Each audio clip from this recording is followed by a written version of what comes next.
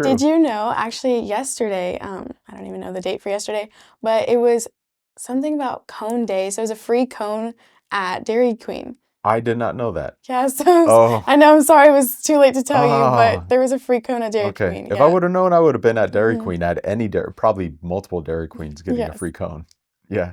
Yeah, but I was like, I have to tell you. I know you're like an ice Okay. cream Okay. fan, so Maybe I'll go back today and just ask maybe, him. yeah, maybe they'll hook me up. Mhm.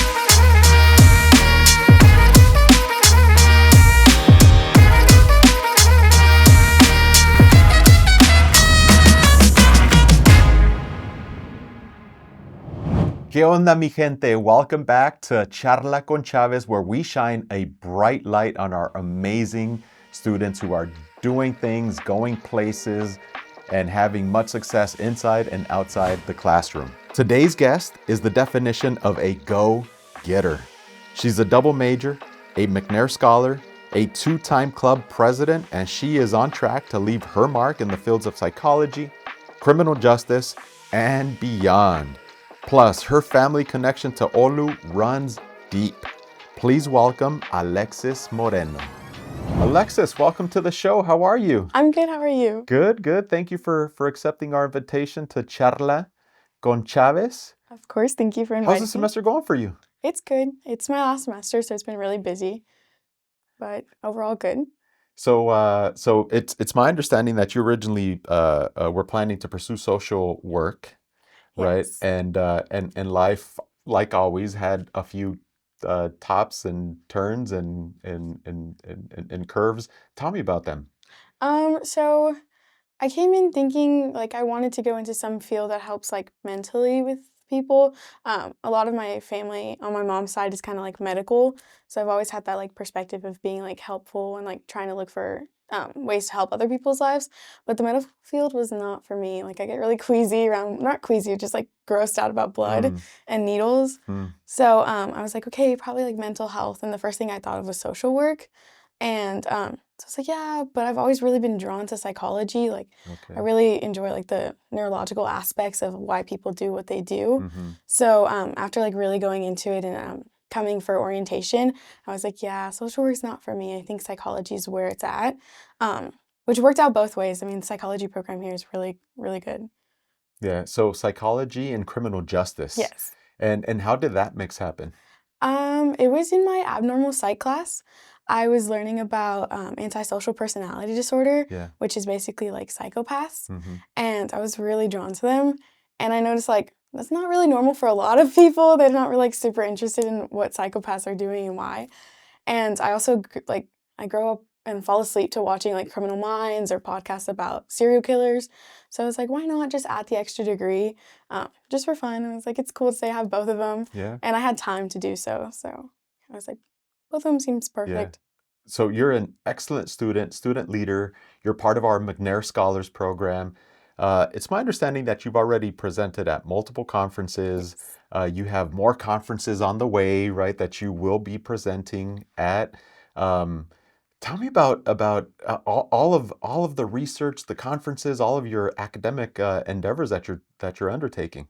They're a lot, but it's also like super rewarding. At Yeah. first, I was not interested in McNair at all. I told Dr. Q all the time, like I was not gonna come down here. It was just, it seems like a lot of work from like the outside Mm, perspective. mm, And Dr. Anderson, I was interested in like, oh, do y'all do mentorship to like work on a project together? Because I was interested in really going to grad school, and I knew like research is something I'm super fascinated with. I love doing it. And she was like, well, if you have time, let's walk down to the McNair lab. And I was like, no, okay. thank you. I was like, I don't want to do that. And she was like, yeah, no, we're walking down there. So we walked down and I met Dr. Q, and she was just like phenomenal with explaining the process and how much it really helps. So she told me to apply, but I was already coming in really late into the semester for Mm-hmm, them. mm-hmm. And so she was like, just apply, see what happens. And I was like, why not? Um, and I got in, and the first thing I was like, oh, my summer's gone. Like, it's my last college summer. And it just like completely turned around. I think it's the best experience I've had here. Okay. It was so much fun, and then also I learned so much. So I did my research on the effect administrative segregation has on the mental health of prisoners. I think they're a super underserved population just because everybody immediately thinks like, oh, they're a prisoner, they did something horrific. And oftentimes, sure, it's the case with like, homicide or like rapes and all that. But the people I was looking at, they were going into isolation because they were like gang affiliated or because they had issues with drugs. And I just don't think you should isolate people because they have affiliations with gangs that a lot of the times they're not even really in. They're just like family names have that for them. So I was like, okay, my first research idea didn't exactly go through. So this one was like heavy on like, okay, I want to do this. And I actually interviewed two prisoners, or they're already out. They're about like half a year to a year out of prison. And I created all my questions about like what the mental health aspect of it was, and also like the environment. And from there, it just kind of kicked off as to like, it's like really evident in just two interviews. They're about 60 to 90 minutes long of how much they were affected. Like, I would think coming out of the process, you would want to be like socialized with everyone else and just get back to like your normal routine. And being in isolation for 20 years, 26 years, they immediately went back to isolation, and they say themselves like they can't go back to being normal people. And for me, I'm like, that's really unconstitutional. Like, you're directly affecting their mental health. But our Constitution or our legislation says unless it's physical, it doesn't really matter, so to say. So that's where I had the issue. And I've presented at several conferences like UTSA and Baylor, a criminal justice conference, which was a little different because they were grown people in legislation and who were actual like correctional officers. So they would tell me like, oh, no, what we do is fine. And I'm like, well, no, really it's not, because if you look at the stats and all that. So it's really interesting to be in a like position of, like the most about this field, and now you're telling also grown people, this is what you're doing wrong, or this is how you could improve, and kind of seeing how they respond to that. Especially I feel like being so young and I'm telling grown adults like, I don't like what you're doing. But it's been really fun. I have 3 more conferences coming up. I'm actually going to Austin to present to congressmen. Wow. And so that's a little controversial, but I'm really excited because I'm like, Wow. it's something that's been ignored in Texas recently. So I think it'll be exciting. And so I do want to come back to your research in a second, but you mentioned Dr. Q. Tell me about Dr. Q. I love her. I think she's one of my favorite people here. The first time I met her, she was a little scary, and we all tell her like, yeah, you're really scary. Like, she's just, I think she's well known and she's just well respected. So talking to her for the first time, I was like nervous. I was like, I need this woman to like know me and know like I can do it. Because I feel like once she knows you and like she accepts you, or she's like, yes, you're doing great. It's such a great feeling. And she's also like, over summer, my go-to person. I have a problem and I'm like sitting in her office like, this is what happened today and I'm so sad, or like, I need help, or this and that. She'll just talk to me for hours. And like, outside of research, she's also just a great person to be around. She's so funny, and I think we're very alike, so we get along really well. And research, I mean, she just pushed me so much farther than I ever thought I could go. I've always wanted to get like a master's, but I'm also like really into like the federal aspect of things. And so she's like, why not do both? And she just opened up so many opportunities for me. I think everyone should get to know her. I love her so much. And in Dr. Q is Dr. Jessica Quintero, yes. right? Who is the director of the McNair Scholars Program. How has she and McNair's influenced you and your outlook and your perspective for your career and academic endeavor so far? I think like fundamentally, you, after the program, you just know so much more than you think you do. And it's easy to recognize when you're in class and students are like talking and this and that, and like you pick up on something so much faster. Or in Dr. Kubina's class, it's our senior class, and she'll be like, oh, Alexis, stop answering the questions or whatever. And I'm just like, oh, like I am kind of smart, And I think Dr. Q really like all the program, or throughout the whole program, we're constantly getting conferences or talking to other doctors from different programs that are like just explaining to us the process of grad school. So when we go to conferences and we see other students or just regular undergraduate conferences that have nothing to do with McNair, you do see the difference in like, oh, a McNair scholar, they basically have already gone through like a mini master's program or mini doctoral program. Wow. And so you just stand out much more. And it's not like oh, I'm better than you kind of thing. It's just you realize how much, like looking back into the summer, even looking at the new scholars and looking at us now, it's like you have so much to learn and you're going to learn that in 10 weeks, which is just crazy. Yeah. And several of our McNair scholars go off and do graduate programs, master's and doctoral. Is any of that in the outlook for you? It is. We're encouraged to apply to like 10 programs. That's amazing. It is. It's a little heartbreaking because you hear back from a lot of these programs, especially because of everything going on with like stopping and funding and stuff right now. The programs are kind of, you apply to so many and the chances of getting in are very little. But I just got an interview for the University of Houston Clear Lake for their master's program. Congratulations. Thank you. Okay. So I'm a little nervous. I go up on Monday to Clear Lake to get interviewed. You ready? Yes, I think so. I think I've been well prepared. Oh, I know you are. Yeah, I'm just a little nervous to see all the other people I'm going up against because I think there's 40 of us in the interview, but only 20 of us get accepted. Yeah. But at least I got an interview. I'm like excited about that. Yeah. And I'm waiting to hear back from Texas A&M Corpus Christi to see for their clinical master's program also. So it's really fun to see like where I'll end up. I'm kind of a control person, so it's also hard to hear like, oh, I don't know where I'm going to end up right now. Yeah, yeah. Well, look, I'll do my part to share this conversation with those folks. Please. and I hope we could influence their decision in accepting you into those programs. Now, look, you've clearly tackled a major research question. You're blazing a path forward. It's my understanding that you're also the president of the Criminal Justice Club, and also the Psychi National Psychology Honor Society. How do you balance all of these excellent commitments that you have? I don't know really. Sometimes like I look at my calendar. I think my calendar's like huge in organizing it. If you look at it, it's super color coded. And I look at the weeks or the months and I'm like, I have so much going on this week. But I'm also like thrive in procrastination or being really busy. It just like, I think I make my best work during that time. Okay. So I'm comfortable being extremely busy. Yeah. So yeah. And what do you enjoy most of these leadership roles? I think the networking a lot. Okay. And also just being able to know like I'm doing something important and influencing other people to go beyond what we think we can't, especially in both societies. Now, okay, so you have an interview, right, with a grad school coming up, and you expressed some of your nerves there. I don't see any nerves when it comes to leadership. So what advice would you give to some of your peers, other students here at Our Lady of the Lake University, who think they want to take on some leadership roles like you have? I would say just do it because every opportunity you don't give yourself, you're basically pushing yourself further back. Wow, that's powerful. It is. I think that's the hardest thing I've learned is like apply and apply. If you don't get accepted, that's not your role. I'm very religious, so I think God's going to put you on the path that you're meant to be on. So if you apply to a million things and you get a million things, you can't complain about this plate you've served yourself. And also looking at other people, they're not given opportunities the way some people are, or they don't find opportunities the way other people do. So you can't complain about how much you have, which I've learned a lot this semester. Yeah, yeah. Thank you for that. So I know your peers are going to listen to that, and I'll challenge your peers to take that advice.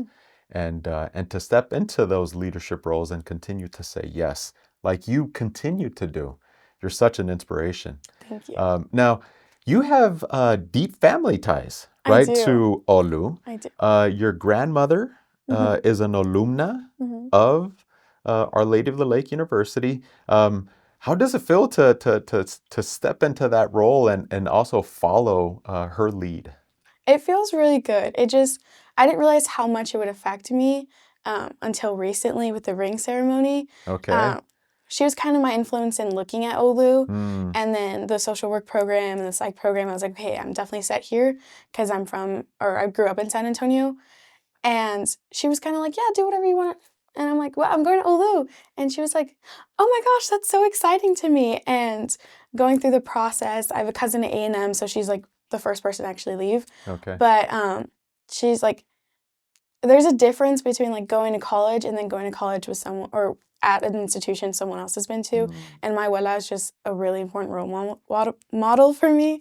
She's influenced all of us a lot. So being able to like go to the ring ceremony, and she brought her ring, and we both put it in the box together. We both received it afterwards. It was just it's something that like none of the other grandkids have. So I'm like, I gotta one up on everybody. Yeah. But it's just so special knowing like she's so excited, like, oh, you're gonna graduate. Like I want to find my graduation stuff, and it's just really fun. What's your abuela's name? Elisa Castillo. Elisa Castillo. Or Elisa and Jet Castillo. And where does she live? She's here in San Antonio. Okay. But she's from Laredo. She moved up a couple years ago. So let me touch on. I've heard abuela, abuelita, nana, and other names. How did you come to call her abuela? Well, I call her abuela. We all Abuela, call her okay. abuela. I don't know where that came from. I don't. We just always called her that. And like growing up, learning Spanish in school, they're always like, abuela. And I'm like, no, for me, it's abuela. And like I've had people try to correct me, and I'm like, I don't know where it came from. I do know the way we spell it here, or like the way any of my cousins spell it, is different from the way my abuelo spells it. Oh, he spells really? it with a G-U. Okay. And we spell it with a W. I don't know if that's just because he's more like Spanish than us, but I have no clue where it came from. And I spell it with the B, abuela. Oh, yeah, no. Yeah, as in abuela. Yeah, so I've thought about that before, so I have no clue where it's come from. Okay. But that's like, I know my other cousins call it their other abuela, abuelita. So I have no clue. I'm like, maybe we just made it up. My maternal grandmother, I used to call her Abuelita Chaparrita Lupe. Her name was Guadalupe. And rest in peace. She passed a few years ago. She was like yay tall. That was my grandma on my dad's side. We're all Hispanic, but we call her grandma. Yeah. So it was really weird. She's super short also, and she was one of my best friends. She passed away after COVID in 2021. But both of them, I mean, it's so excited. Yeah. I lost her, and then I was able to connect super well with my abuela because of OLLU. So it was like, lost something, but connected really well with one. It kind of just felt like God, like filling in a little bit. So it's really nice. That's cool. Thank you. Thank you for sharing that. Of course. So career plans. I know you want to work for Homeland Security. How did you come about in seeing that potential pathway for your career? Well, I mentioned I love watching Criminal Minds, so immediately I was like, I want to be a behavioral analyst and just kind of read serial killers or read violent people. And then I came to find out that when you apply for the FBI, they kind of just put you in wherever they see you fit. And I like having a little more control over things than that. So I actually watched The Sound of Freedom, which is about a human trafficking experience and a Homeland Security officer going out independently and just rescuing so many children. And I noticed everybody was kind of like upset or crying, or like they were really just emotional. My mom refused to watch the movie. But I was like, someone needs to do something. Like the statistics on it's a like billion-dollar industry that people just kind of turn their heads away from because it's hard to hear. And I just like was really fascinated about it. And being the criminal justice president, I was able to connect with a Homeland Security officer and have him come in and explain to us what it was and how much they make in the process. And I was just like, I felt so like excited about it, like almost it was a calling for me. And immediately I like connected with him, and I was like, this is something I really am interested in. Please let me know the process and what it is. And grad school's like, I really want to do, but just for fun kind of thing. I think this is what I really am like called to do. So I'm just waiting to see applications. I'm not 21 yet, so I have to wait till I turn 21. They're hoping they can just kind of push through my application right now. But it was just like immediately fell in love with it. Nice. Do you want to stay in San Antonio, move to DC, live somewhere else? Kind of wherever I end up. I'm good being here in Texas. It's my home. I know the border is pretty heavy on how much work they have. They always say like that's the best to get experience. But I would love to serve a term outside of the country. I have an uncle who went to Honduras for 3 to 5 years. And he's just like, you get all that expenses paid for. On top of that, you're getting paid and you're just helping a different, more vulnerable population, which I love. So really wherever I'm called to be. Well, San Antonio, our home city, has so many rich traditions. One is Fiesta, which you're a fan of. I love. And by the time that this episode drops, Fiesta is going to be a few days, probably a couple weeks out. What's your favorite Fiesta tradition, event, and of course, food? Yes. Can't ignore Fiesta food. It's so good. I will Right. wait in the hour-long line for a chicken on a stick. Okay. I think it's like you eat it and it's like, okay, it's not that much, but it's just, there's something about a chicken on a stick Yeah. at Fiesta that I Yeah, yeah. love. I grew up here, so my family, we would go almost every year. And I just remember hearing the music. I love to dance. So it was like country music and like Latino music mixed together or Yeah. one after the other. And I'm just really social, so I'll be like the first person on the dance floor. So I think that's my biggest tradition, or just going and hearing and being with people. Mm-hmm. And now being a college student, there's a lot of Fiesta things directed at us. So I like already have plans. Like we're going to this day and this day, this day, Okay. and we need to be there. Okay. Do you have the events that you're going to be going to? Yes, Oyster Bake's a big event we Okay. go to. Okay. So I go to Oyster Bake. There's Nyosa, which is night out in Old San Antonio. Mm-hmm. They have a college night also that I plan to go to. I know OLLU does the OLLU 5K. Yes, and I've the confetti run. Yes, I've really recently gotten into running, so that Okay. it's like my first little like longer run that I'm planning to Okay. try to do with a couple of friends. So that's also part of Fiesta, which is really exciting. Mm-hmm. And I know one other university does something Fiesta themed, so. Okay. Good. All right. Well, I'll see you there. Yes.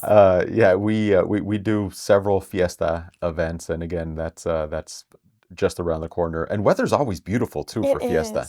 Yeah. Now, our beautiful city will also be hosting the Final Four this year, the NCAA Final Four. Are you a basketball fan? I am not after I think like what is the Big Five, like Tony Parker, Tim Duncan, all of them retired. I kind of lost interest in it. I guess because I grew up watching them and then they stopped. But I've recently got back into the Spurs, but not too much enough to know like college basketball. So I'm kind of just there for the music. Yeah. I know a lot of big artists are coming. Yeah. Oh, yeah. I heard, right? I heard that that the fan fest or fanfare, many artists are going to be on the stage over at the Hemisphere. That's going to be pretty fun. It is. Pitbull's coming. I Yep. know a couple country artists are going. Yep. Yeah. So that too is also very much around the corner. Yeah. Now, I understand you have some questions for me. I do. Well, we mentioned Fiesta, and you Yep. asked me what my favorite food is. Yep. What is your favorite or traditions in Fiesta? You know, so I am 3 years into being a resident of our amazing city. Every Fiesta event has been so fun. Every event. The food, chicken on a stick, absolutely. Nyosa also has some sausage.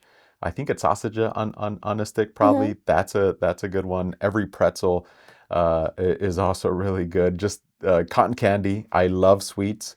And so cotton candy, I'm always, buying a cotton candy. Do you have a preference, blue or pink? Both.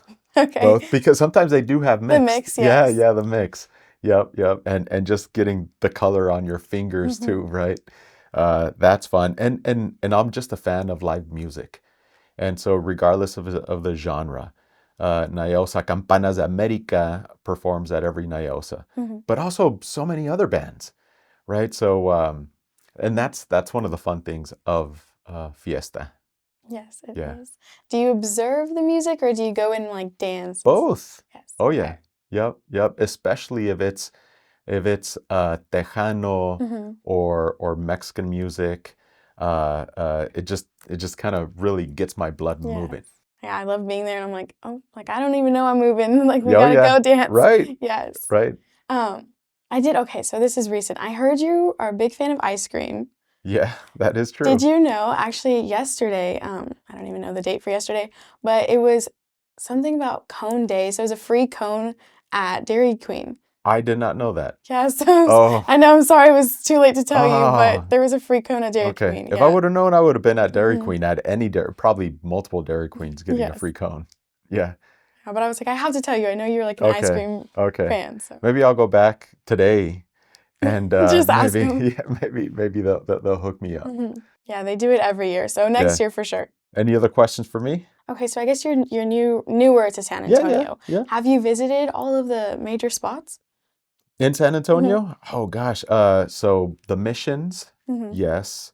Um, uh, a few Spurs games, Mhm. a few Spurs games. The Riverwalk, absolutely.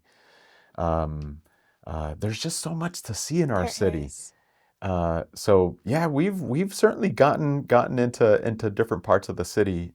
We've had several of the great food that we have in our city Mhm. too, from the really nice restaurants that we have here in the west side of San Antonio, the panaderias. Also, again, I'm a fan of sweets. A lot of excellent panaderias, and just some really cool spots in our city. I love Yeah, asking people who are new because they ask me and I'm like, nope, I've not. The Alamo, I don't even remember ever going to. My parents are convinced I've gone, but I yeah, love hearing like, oh, people are more newer to the city and have already visited all those spots. yep, So yep. it's really nice to hear. Well, I have a lightning round for you, Okay. if you're cool with it. Yes. All right. So, favorite psychology theory or concept? Oh goodness, I didn't think I'd have to think this morning. Um, I would have to say it's also a criminal justice one, biosocial Hmm. theory, just because it gives taps into like the neurology of it, and I love Mm-hmm. knowing like what part of your brain is like the reason why you Okay. function in a certain way. Okay. The book that you could read over and over and over again. I would have to say the Bible. I feel like that one's just there's a lot of books I love to read. I love reading more like romance books, but the Bible's like you can always find a new story. I've not read Mm-hmm. the whole thing, Mm-hmm. so yeah, the Bible. And you're tackling many leadership roles. You're doing research. Favorite way to relax after a busy week? I think socializing with friends. I love going shopping. Okay. I can spend a lot of money in like one day, which is really bad. Or going out dancing. Okay. Um, if you could visit any federal agency headquarters tomorrow, which one? It would definitely have to be Homeland Security just to see what it like is actually. Okay. All right. Well, Alexis, you are just blazing a trail. You're such an inspiration. Your leadership, the research, your voice, your energy is truly inspiring and infectious. Thank you for being at Our Lady of the Lake University. Thank you for saying yes to the McNair Scholars Program. I'm glad that our faculty continued to pull you into the McNair Scholars Program. Enjoy Fiesta. Enjoy Final Four. Thank you. I hope your bracket doesn't get messed up too much. Mine already got messed up. Oh, it's I don't Um, even know. I look at them, I'm like, sure. Yeah, but I hope I can see you out in Fiesta. That would be fun. yeah, we will definitely be out there. Mhm. Thank you for joining me on this episode of Charla con Chávez. As a token of my appreciation, I have some official Charla con Chávez merch for you. That's so fun. So you get a hat, Oh, which of course you could wear at Fiesta I or the could. Final Four, and a T-shirt. Thank you so much. They're so And the cool. Charla con Chávez Mug. mug is also for you. Thank you so much for having me. Oh, thank you for being here and thank you for saying yes to join me in this really cool conversation. I really enjoyed it. Thank you. Thanks. Thank you. Mhm. And that's a wrap for this episode of Charla con Chávez. If Alexis's story fired you up, if her story got you going, come on. Like, share with your tía, with your peer, with your friend, con tu abuela, because her story of excellence, leadership, determination depends on you to propel it forward. Nos vemos hasta la próxima.